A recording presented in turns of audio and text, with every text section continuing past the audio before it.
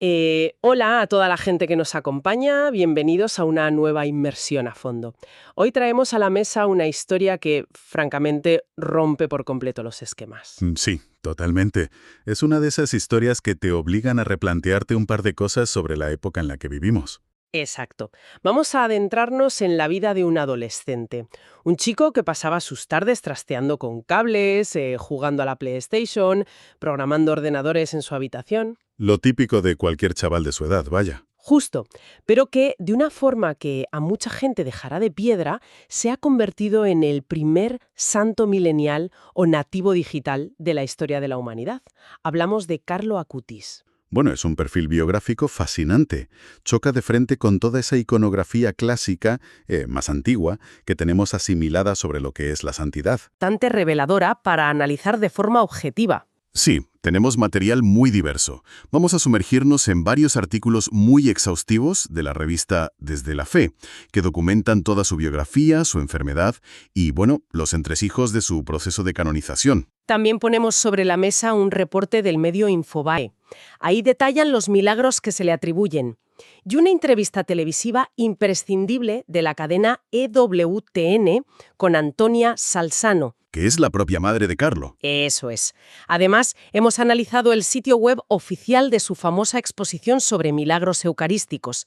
Y para rematar, un material pedagógico interesantísimo. Un proyecto de nivel de bachillerato que lleva por título Mi mochila de las virtudes 3. Un contraste brutal de fuentes, la verdad. Ya te digo, el objetivo de esta inmersión de hoy es entender a fondo la vida de este chico, que lamentablemente falleció con tan solo 15 años.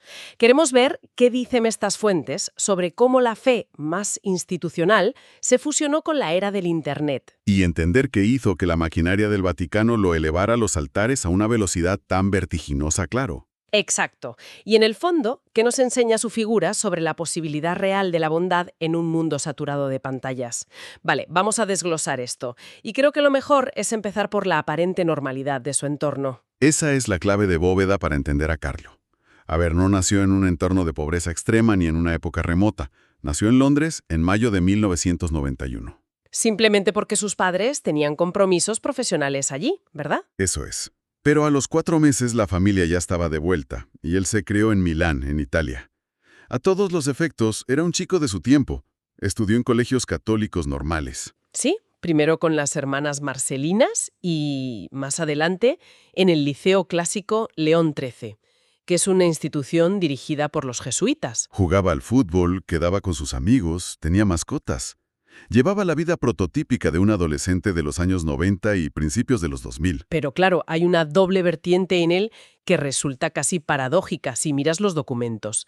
Por un lado, una espiritualidad profundísima que arrancó muy pronto, desde que hizo su primera comunión a los 7 años. Sí, Y por el otro, la tecnología. Carlo era un auténtico friki de la informática, y lo digo en el mejor de los sentidos. un genio autodidacta directamente. Totalmente, no es que supiera usar un buscador o abrir un correo electrónico. Hablamos de un adolescente que programaba en código, que montaba vídeos, diseñaba sitios web desde cero y hasta creaba la maquetación para periódicos locales. Lo fascinante aquí es cómo utilizó esa misma tecnología. Hoy en día hay un debate constante sobre cómo las pantallas nos aíslan, ¿no? Cómo nos encierran en burbujas. Ya, el famoso algoritmo. Pues Carlo hizo exactamente lo contrario. Utilizó el Internet de los primeros años 2000 que, recordemos, era mucho más rudimentario y requería picar muchísimo código manualmente. Y lo usó para evangelizar. Construyó un inmenso catálogo online, una base de datos global documentando todos los milagros eucarísticos y apariciones marianas aprobados por la Iglesia. Y no fue un simple trabajo de clase. Esa exposición virtual cruzó fronteras. Ha llegado a los 5 continentes. Para que la audiencia visualice la magnitud de esto, solo en Estados Unidos, esa exposición se ha instalado físicamente en miles de parroquias y en más de 100 campus universitarios. Madre mía. Hay que darle vueltas a eso un segundo.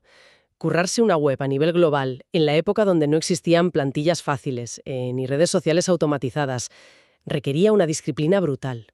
Una barbaridad de horas delante del ordenador. Y hablando de disciplina, hay un detalle en las fuentes, en la entrevista con su madre, que me vuela la cabeza. Le regalaron una PlayStation a los 8 años, como a millones de críos. Sí, lo más normal del mundo. Pero él mismo se impuso una regla innegociable. Solo jugaba 1 hora a la semana. ¿Una sola hora? ¡1 hora! ¿Cómo es posible que un niño de 8 o 9 años, en pleno auge de las consolas, se autoimponga semejante límite? Es un nivel de autoconciencia que roza lo insólito.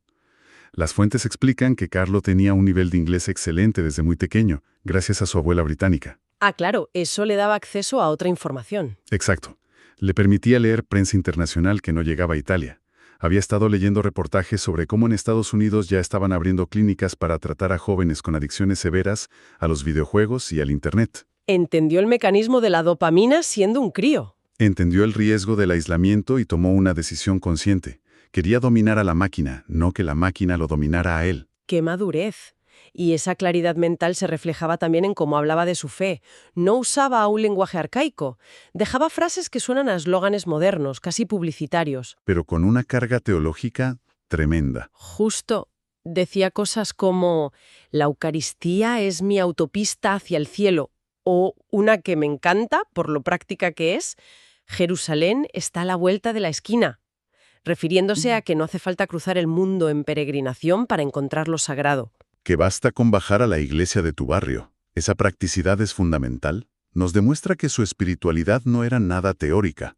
No era un místico encerrado en una torre de marfil digital. Para nada. Su fe se traducía en caridad doméstica, de proximidad. Con apenas 9 años cogía sus propios ahorros, su paga semanal, y se iba a comprar sacos de dormir, mantas térmicas y comida. Para las personas sin hogar que dormían en las calles de Milán, ¿verdad? Eso es, cerca de su propia casa. Él se posicionaba.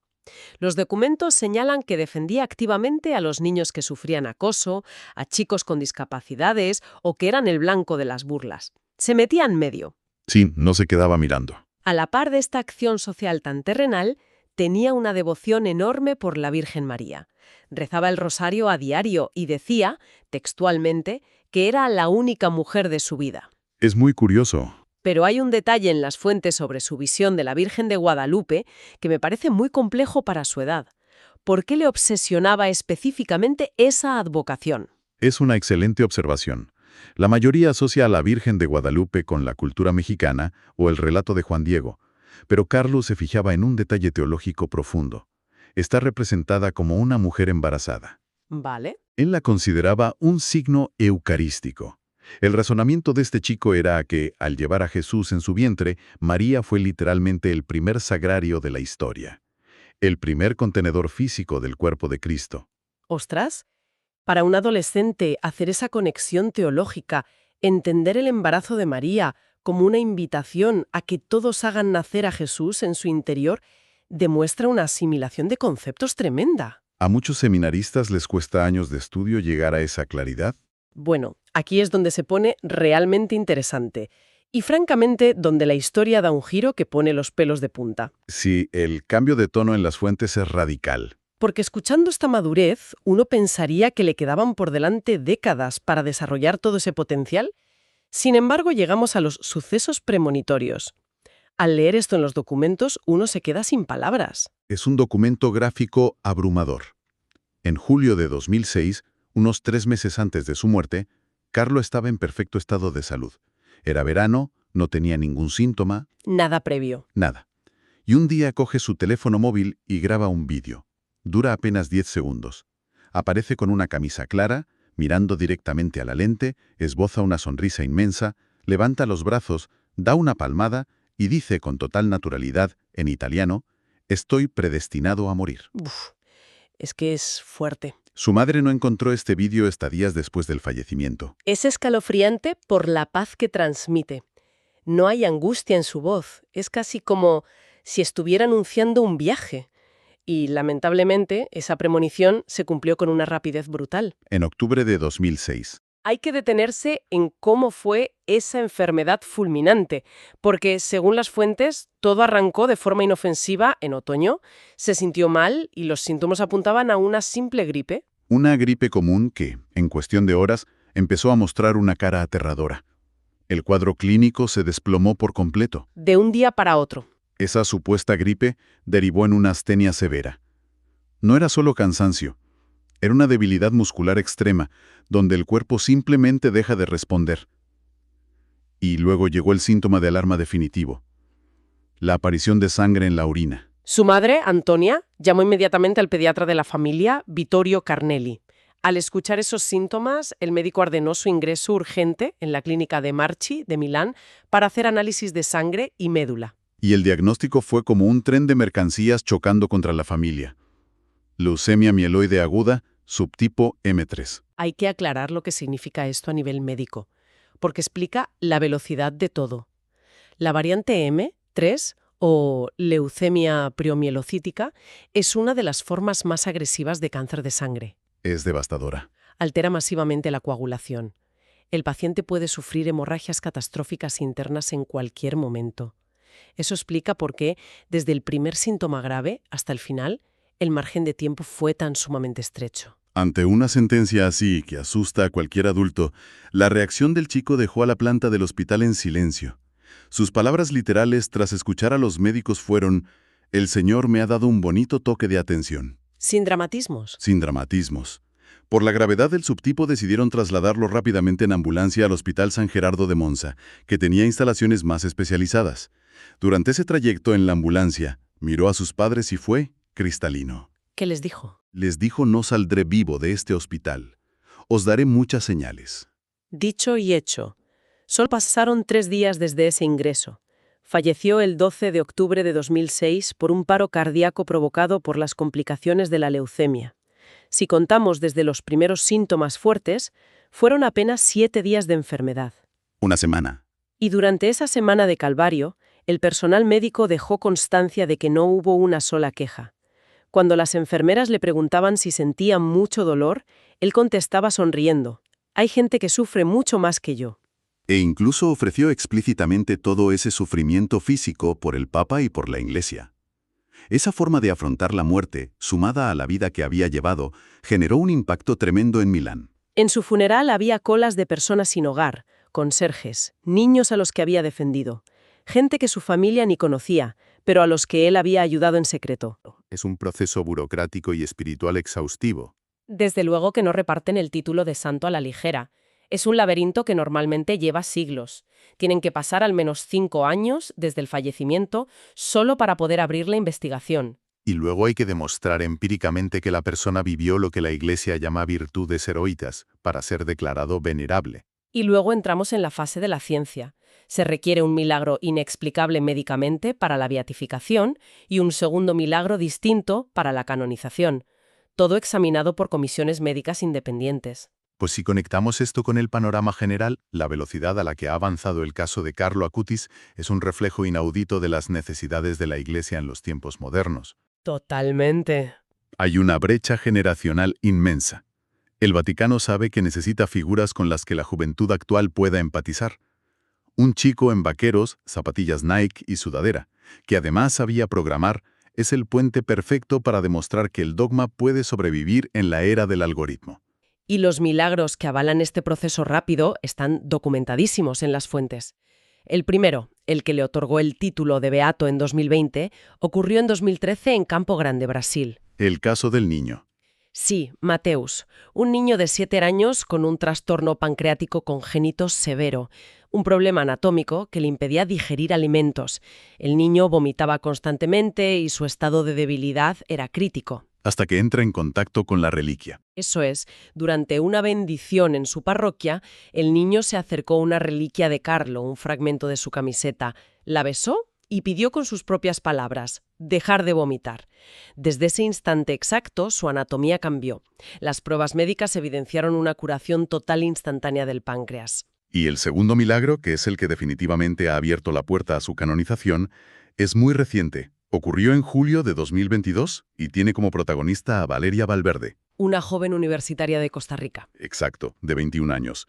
Sufrió un accidente gravísimo al caer de su bicicleta, lo que le causó un traumatismo cráneoencefálico masivo. Entró en coma y el pronóstico médico indicaba una muerte cerebral inminente. Las esperanzas eran nulas. Prácticamente nulas. Su madre, Liliana, en un acto a la desesperada, viajó hasta Asís, al Santuario del Despojo, donde reposa el cuerpo de Carlo. Los registros médicos de este caso, según las fuentes, desafían toda lógica clínica. Justo en el momento en que la madre estaba de rodillas rezando ante la tumba en Italia, su hija, conectada a las máquinas en el hospital en Costa Rica, comenzó a respirar espontáneamente por sí sola. Un cambio drástico. Al día siguiente empezó a moverse y a articular palabras. Y en solo 16 días, las tomografías demostraron que la hemorragia cerebral había desaparecido sin dejar el más mínimo rastro. Son estos dos eventos sometidos al escrutinio del Comité Médico y Teológico del Vaticano los que culminaron en el evento histórico que marcan nuestras fuentes. La ceremonia. Sí, tras un aplazamiento por el fallecimiento del Papa Francisco, la ceremonia de canonización se fijó para el domingo 7 de septiembre de 2025. En una plaza de San Pedro abarrotada, presidida por el Papa León XIV, Carlo fue elevado a los altares junto a Pier Giorgio Frassati. Otro gran referente de la juventud católica. Hay una imagen muy potente en todo esto. Escuchar en pleno Vaticano esa solemne y antiquísima fórmula en latín, ad honorem sanctae et individua trinitatis. Que se traduce como «para el honor de la Santa e Indivisible Trinidad». Imagina el choque cultural. Aplicar una fórmula eclesiástica milenaria a un chaval de nuestra época que dominaba el HTML y jugaba a los videojuegos. Es un contraste brutal. Y es un contraste que nos lleva de lleno al impacto que tiene esto hoy en las aulas. Exactamente. Su figura se ha convertido en una herramienta pedagógica activa, no en una simple estatua inalcanzable. Uno de los documentos que hemos revisado es ese proyecto de bachillerato llamado Mi Mochila de las Virtudes 3. Es interesantísimo. Lo es porque obliga a los adolescentes a crear un ensayo visual. Les piden que mezclen objetos analógicos y digitales, recortes de periódicos, cables de ordenador, placas base, circuitos, y que los entrelacen con símbolos espirituales, como cruces o corazones. Sí, y la pregunta troncal del proyecto es muy directa. ¿Es la santidad una meta alcanzable en la era digital? Entonces, ¿qué significa todo esto? ¿Qué lectura profunda podemos sacar de que se use la vida de un adolescente del siglo XXI como brújula moral para otros adolescentes? Significa que la respuesta a esa pregunta es un rotundo sí. Carlo demostró que la espiritualidad y la tecnología de vanguardia no son excluyentes. Claro. Tenía un lema que encapsula esta visión a la perfección. Él decía, la santificación no es un proceso de suma, sino de resta.